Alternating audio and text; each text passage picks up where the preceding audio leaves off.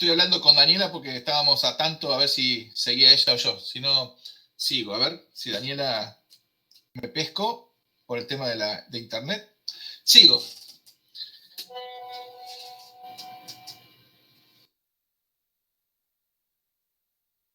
Gracias, Dani.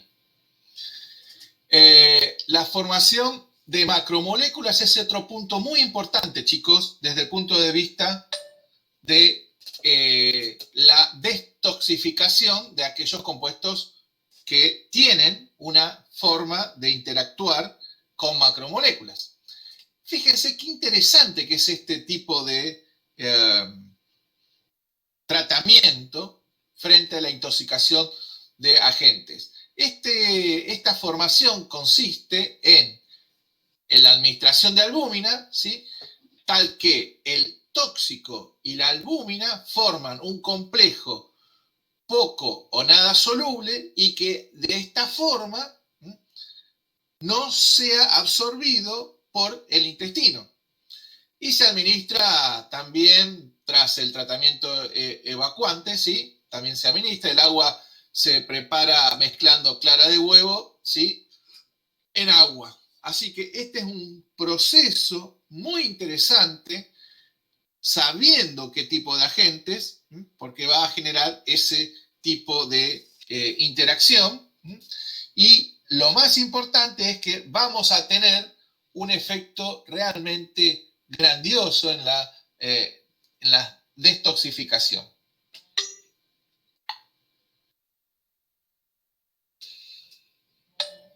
Ya en el tema de neutralización química, que estuvimos discutiendo bastante de este punto. Como ven, la neutralización química en el caso de los ácidos o bases, fuertes y débiles, eso ya lo vimos antes. El caso del ácido fuerte con una base débil, por ejemplo el bicarbonato, tiene un inconveniente, y es que libera ciertos gases, ¿sí?, que son generados en el tóxico, debilitando la toxicidad. Esto es un problema, por lo tanto es mejor administrar la magnesia cálcica o el hidróxido de alumínico como parte de este tipo de tratamiento frente a la intoxicación con un ácido fuerte. Las bases débiles, clásicamente, las bases fuertes con un ácido débil, el agua del ácido cítrico, ¿sí? Es uno de los puntos más importantes. Otro problema es que para el tema de la neutralización de ácidos o álcalis, es muy importante la formación de un anfótero, ¿sí?, de una solución tampón.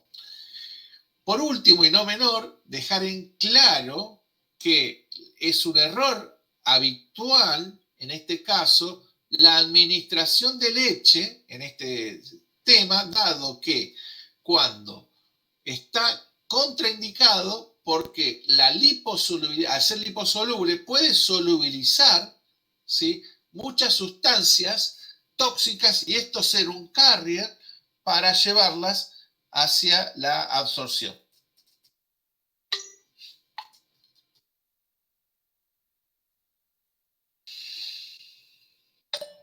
¿Qué pasa con los tratamientos de antídotos? Esto es muy clásico, hay muchísimas clases que vamos a ver. El tratamiento tiene el objetivo de evitar que el tóxico llegue y actúe en el receptor o en el órgano blanco. Para conseguir esto, los distintos antídotos pueden actuar de varias formas. Por un lado, el primero que vamos a ver es la neutralización química al tóxico por una quelación, o lo que llamamos un quelante, que es un antidotismo químico. Por otro lado, también contrarrestando los efectos tóxicos de ese tipo de agente sobre el organismo, por un lado lo que hace es ponerse en contacto con él, o bien por antagonismos o adoptando el metabolito en déficit, haciendo un antidotismo fisiológico. Esto lo vamos ahora a discutir cada uno de los casos para que ustedes vayan entendiendo de qué se trata.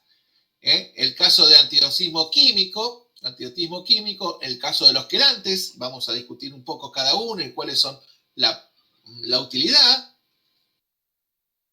Aquellos que son antidotismo fisiológico, desde el punto de vista tanto de un metabolito deficitario o los antagonistas competitivos o no competitivos, y otro de los tipos de tratamiento de antídotos desde el punto de vista de esta evaluación que estamos discutiendo ahora es aquellos, por ejemplo, que son biológicos desde el punto de vista de un antisuero, un antiofídico, o los sueros antibotulímicos polivalentes.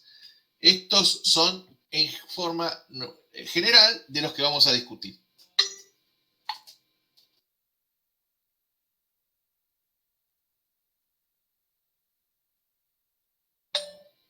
Uno de los que vamos a ver muy importante de los temas principales de antídotos químicos se destacan los quelantes.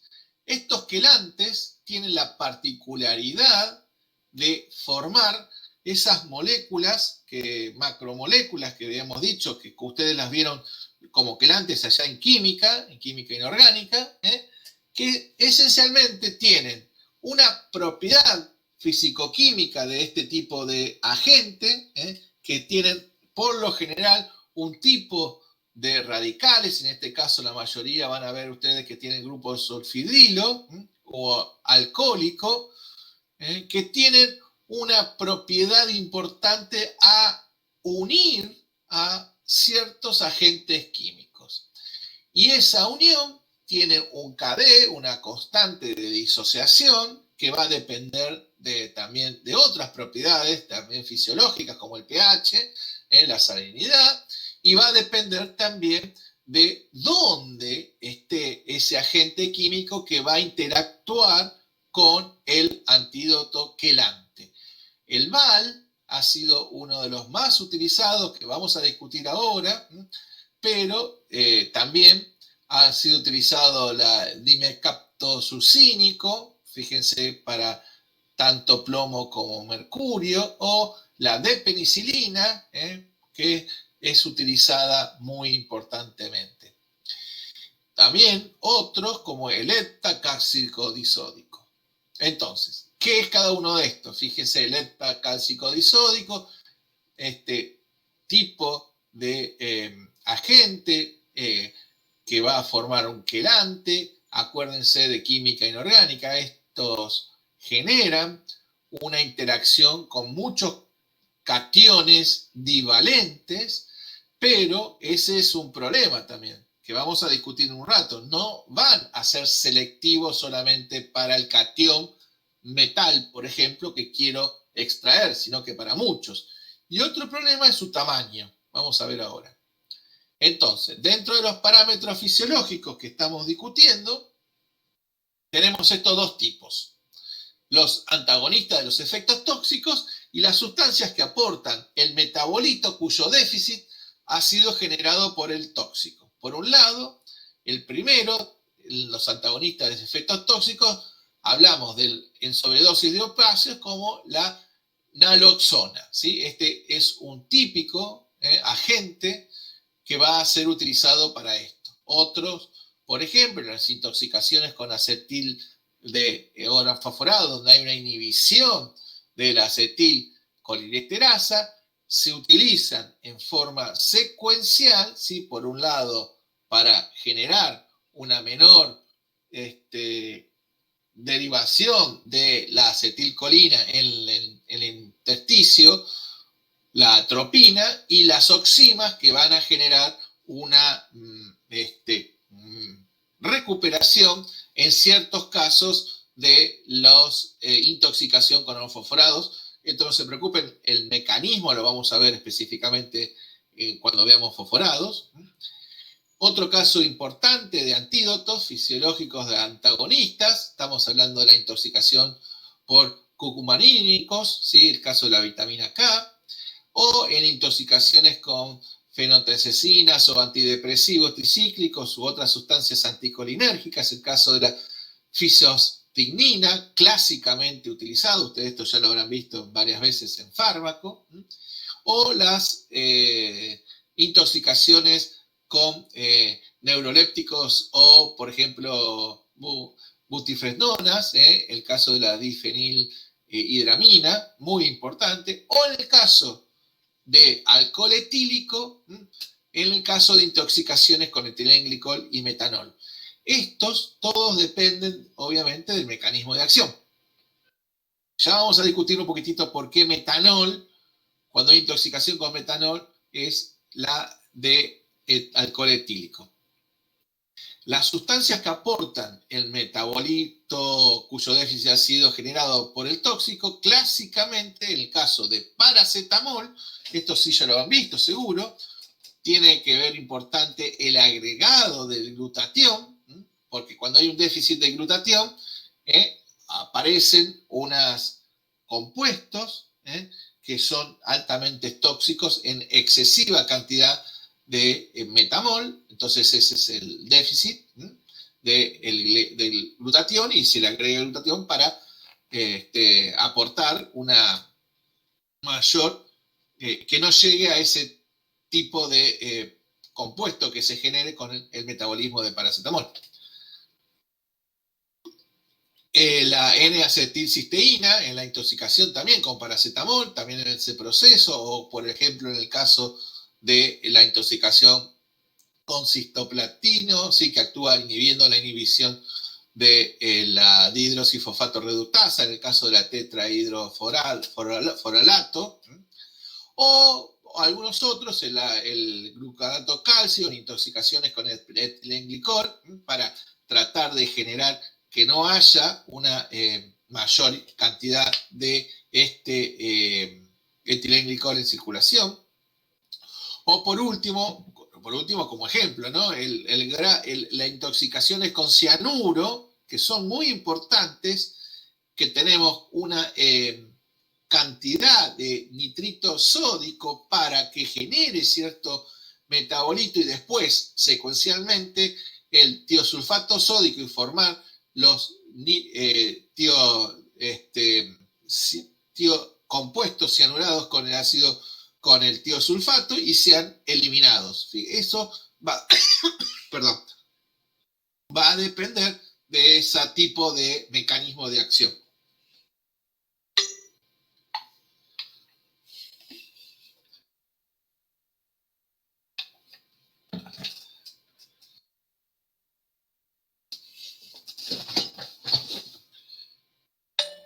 Otro tipo de tratamientos, como dijimos antes, son los antidotismos biológicos, ¿sí? Estos, por lo general, tomando en cuenta antídotos biológicos, neutralizan al agente que generó biológicamente por medio de efectos, por ejemplo, inmunológicos, ¿sí? Generalmente utilizan anticuerpos frente a este tipo de biotoxinas. Por lo general, estos son suministrados muy específicamente frente a un evento que ha sido, ¿cómo se dice? Ha sido identificado quién fue el causante del agente biológico. Se destacan generalmente, especialmente el suero antibotulinínico, ¿sí? Polivalente, que trata que las intoxicaciones de ciertas toxinas, de muchas toxinas, ¿sí? Por ejemplo, el suero antiofídico y las botulínicas. Este es uno específico, polivalente. Sacaría la palabra específico, pondría polivalente. Tiene la particularidad, ¿sí? De que es aplicarlo precozmente para prevenir y revertir las lesiones locales de las picaduras, esencialmente. Estos son los que la mayoría se producen rápidamente, así como los efectos de la coagulación, ¿sí? Que son muy comunes en estos tipos de afectaciones debido a agentes biológicos. Otros de estos compuestos muy utilizados, el suero ovino que genera menos reacciones alérgicas en el caballo, y es decir, que la incidencia de enfermedad es mucho menor que antes. Estos son otros de los tipos de sueros.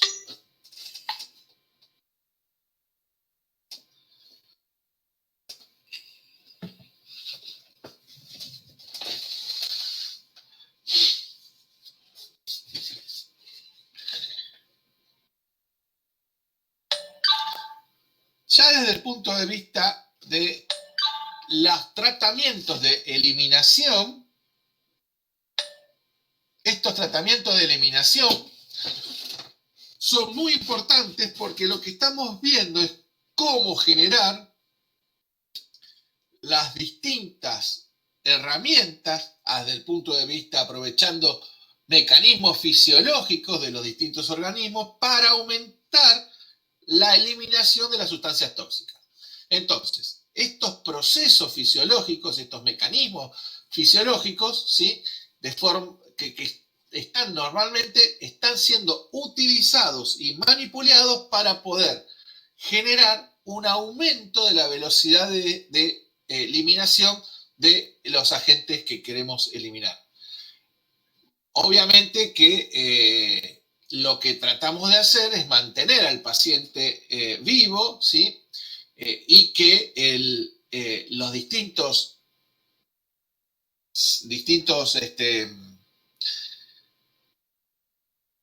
las distintas, no me sale, riñón, o distintos órganos, no me salía la palabra órgano, los distintos órganos generen una mayor velocidad de eliminación. El caso clásico es la mayor velocidad de que el hígado y el riñón trabajen mucho más y eliminen.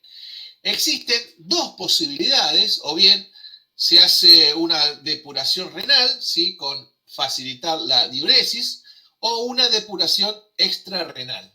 Entonces, estas últimas dos, desde el punto de vista de la eliminación, son muy importantes.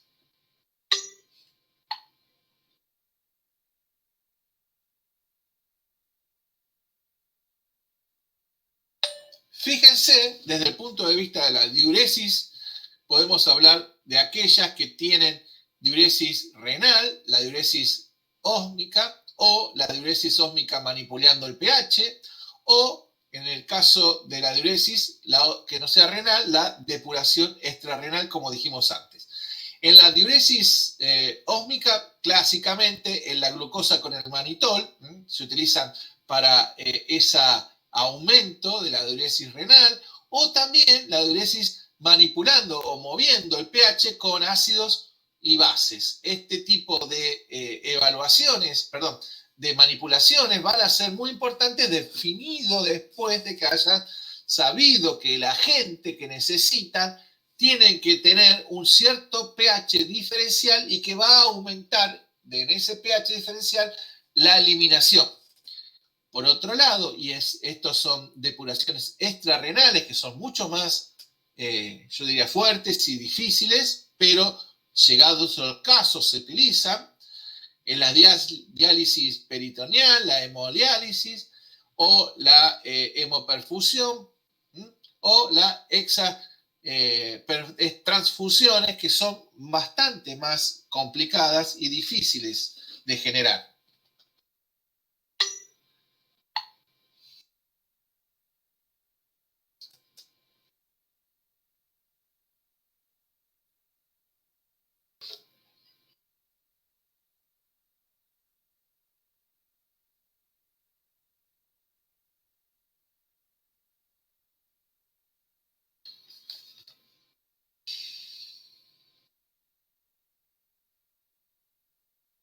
Como ven, la depuración renal en intoxicaciones leves basta con solo una diuresis normal, ¿sí? Pero muchas veces esto no es necesario, y generando por haber vomitado, ¿sí? O distintas diarreas. Esto es un punto importante. Entonces, Ahí le tienen las dosificaciones del suero salino o gluconato para poder generar una depuración renal básica, pero guarda, existen complicaciones que pueden presentar, esencialmente están constituidas, fíjense, por la hipertensión del ciclo menor de insuficiencia, este es un punto importante, las lesiones preexistentes a nivel renal o, por ejemplo, el shock, ¿sí? Entonces, no siempre estas depuraciones renales son llevadas a cabo debido a ciertas circunstancias. Este tema de la lesión previa es un punto importante.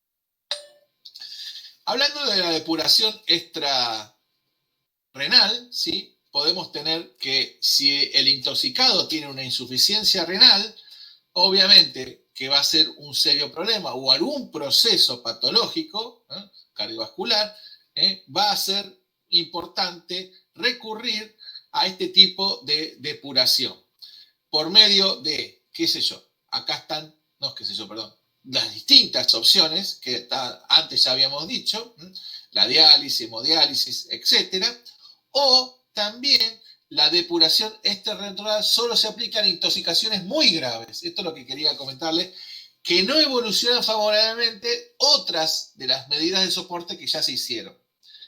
O sea, volviéndolo claramente, estamos hablando de aquellas situaciones donde lo anterior que hablamos no funcionó. O que había alguna patología específica y se tiene que llegar a estos tipos de puntos importantes de depuración. Es muy importante que estas últimas son muy exigentes desde el punto de vista fisiológico de la persona.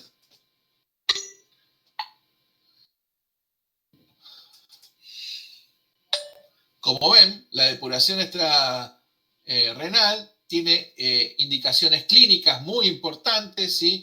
En función tanto de la interacción clínica de, por ejemplo, el shock, ¿sí? La interacción grave, el deterioro, la existencia de complicaciones, como también las indicaciones desde el punto de vista del agente tóxico, del agente que tenemos que detoxificar. Sus características físico-químicas, como siempre lo pongo primero que todo, los niveles sanguíneos y los efectos que pueden ocurrir a niveles más lentos o más a largo plazo desde el agente tóxico. Entonces, esta depuración extrarrenal presenta muchísimas indicaciones clínicas, desde el punto de vista de indicaciones severas o antecedentes patológicos, o según las características del tóxico, ¿sí? Como recién estaba comentándole, van a tener una evaluación muy, muy importante para este tipo de tratamiento importante extrarrenal, ¿sí? Justamente hablando de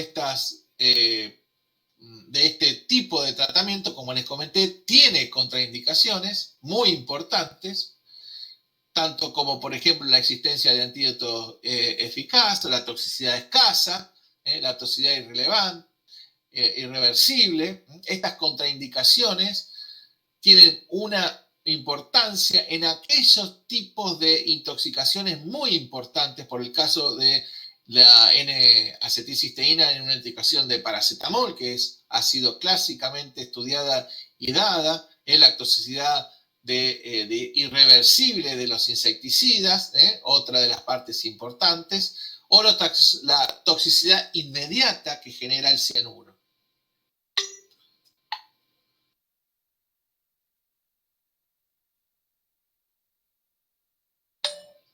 Sobre los errores frecuentes, es muy importante tener en cuenta esto en este tipo de en los tratamientos de las intoxicaciones. Entonces, fíjense cuáles son estos, de discutir un poquitito cada uno de estos. Tenemos realizar el lavado gástrico con una sonda común. Eso no está bien. reemplazar el lavado por una incubación de la inducción al vómito. O sea, no tenemos el lavado y hacemos el vómito. Realizar el lavado después de 2 horas. Como ven, acá estamos discutiendo este tema del lavado gástrico rápidamente, debido a que si ya pasó ese término de 2 horas por el estómago, no lo vamos a poder pescar a la gente. Y esto también depende del tipo de agente y de la velocidad de absorción del agente. Bueno, suministrar sin haber administrado carbón activado, ¿sí? Esto es un punto importante. O administrar diuréticos para desintoxicar solamente. Omitir electrocardiogramas cuando están trabajando en un paciente. Omitir que un solo paciente sintomático está intoxicado, eso es otra parte importante. Siempre la administrar antibióticos siempre que se produzca la broncoaspiración y no remitir a psiquiatría. Estas son algunas de las errores que normalmente tenemos en las distintas afectaciones de los tratamientos de intoxicaciones.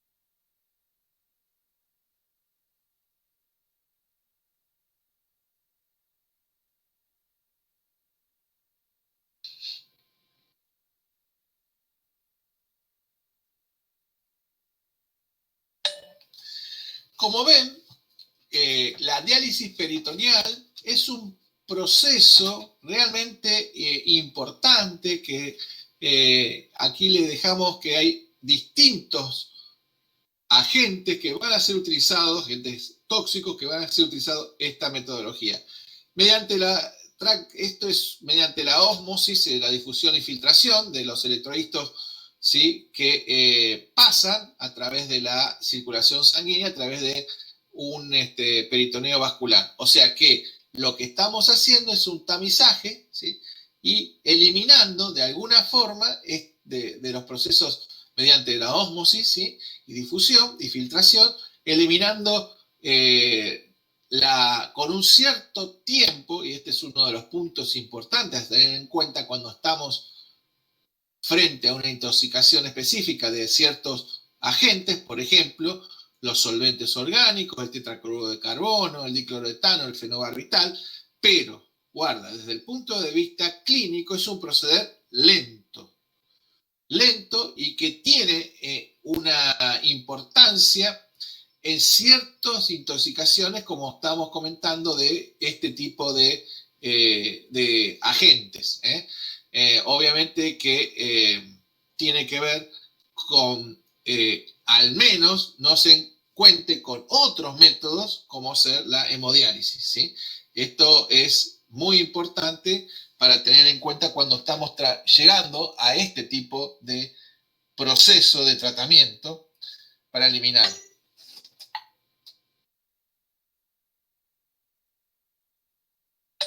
Ya otros procesos similares, pero que tienen una fuerte, digamos, yo diría que son los últimos de utilizar, ¿sí? Esta de transfusión es importante, consiste en el reemplazo de la sangre que contiene el agente, ese agente tóxico, por sangre fresca, ¿sí? Transfusiones. Su empleo es muy limitado, está indicado en aquellos procesos, yo creo que era en aquellos procesos metahemoglobinizantes, como ejemplo de los nitritos, nitratos, que son muy importantes a veces en niños tienen esos problemas, y para sacárselos se hace este tipo de transfusiones. Y también en el tema de plasmaféresis, ¿sí? En la eliminación de plasma de la sangre extraída mediante la centrifugación y reconstitución de los elementos celulares, ¿sí? Obviamente que esto es un punto, otro proceso muy, yo diría, fuerte, y que se utiliza cuando no hay otra situación a generar, en el caso de las carbamazepines o las convulsiones con difenilhidantoína, ¿sí? Estos son casos extremos. Y por último, y no menor, casos extremos también, como le comentaba, el procedimiento de hemodiálisis de aquellas sustancias e impurezas que están en la sangre, que cuando hay generalmente se hacen frente al tratamiento de insuficiencia renal, ¿sí? Que generalmente son deficientes los pacientes en este tipo de, digamos, cuando tienen una insuficiencia renal muy importante, se tienen que generar la hemodiálisis. Bueno, estas son metodologías que, como ustedes van a ver, muy casos extremos. La diálisis dura entre 4 y 8 horas y es a veces necesario, en los casos agudos, hacer 2 o 3 veces por semana, y depende mucho del tipo de intoxicación.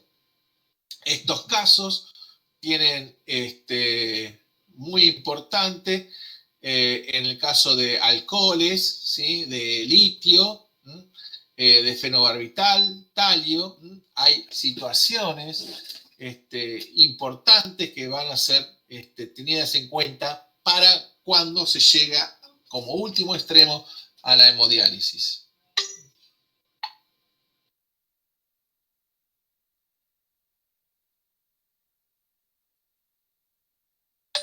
Otros de los últimos tratamientos, estos más, digamos, de última utilización cuando no hay otras situaciones anteriores, es la perfusión de sangre a través de dispositivos absorbentes, tal como es el carbón activado, ¿sí? O algunas implementaciones modernas que utilizan a nivel de sangre las resinas que de alguna forma se van a capturar, ¿sí? A esos agentes tóxicos.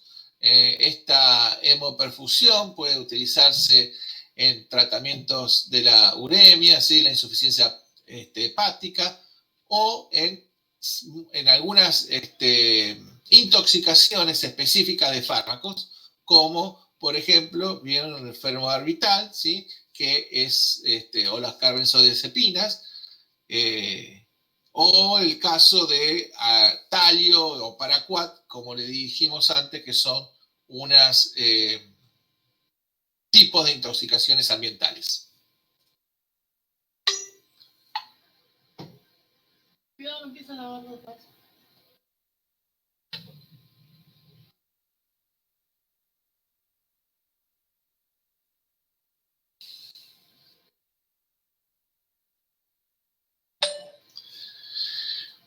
Bueno, obviamente que distintas fuentes de información necesitan ser obtenidas y tenidas en cuenta en este tipo de tratamientos de intoxicaciones, ¿sí? La información genérica a veces nos sirve para la primera etapa de la evaluación de un toxíndrome, ¿sí?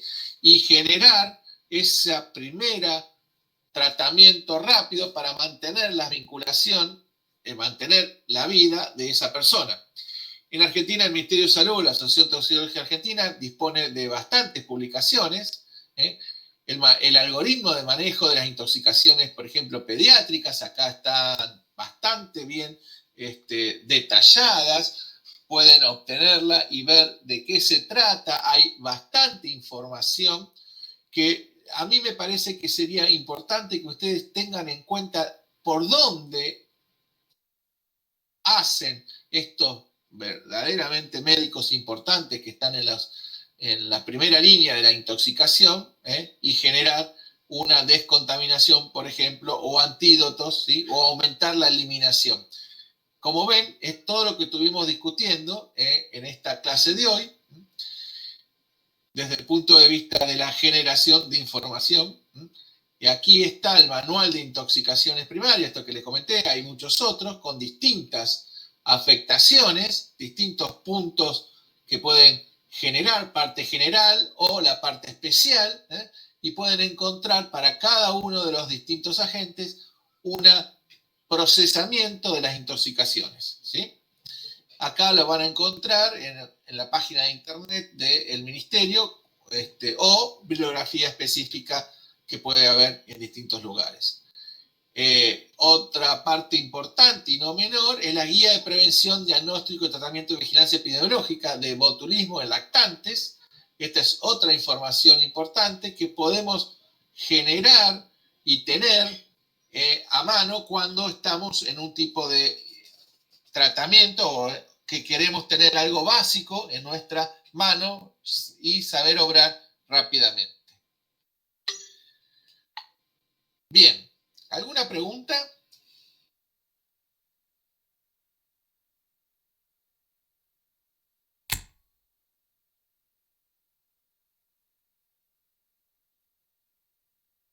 ¿Me están escuchando, no?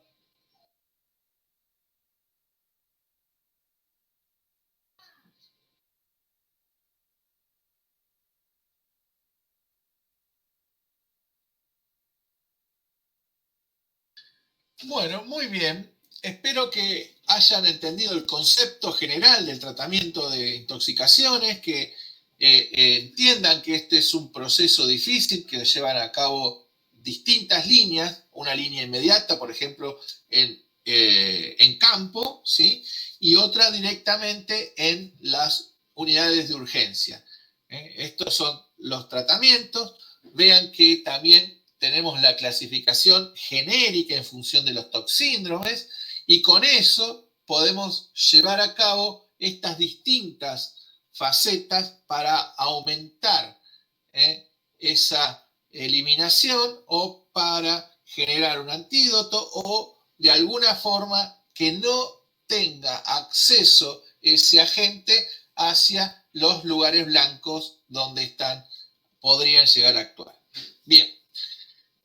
Gracias, y en la próxima clase ya vamos a continuar con toxíndromes y la intoxicación con distintos fármacos, específicamente. Espero que les haya gustado, y cualquier pregunta estoy dispuesto a que me las manden, nos manden a mí, a Daniela o a Sandra, de forma tal que podemos evacuar con ustedes todo esto.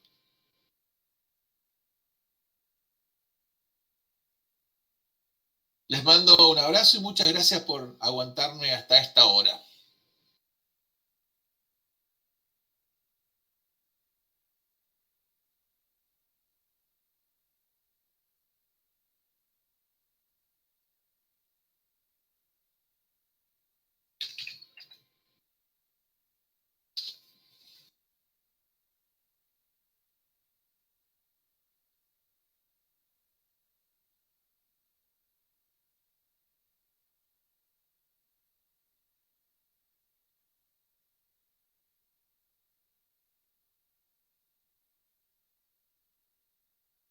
Bien, ahora tengo que hacer esto, realizar la reunión.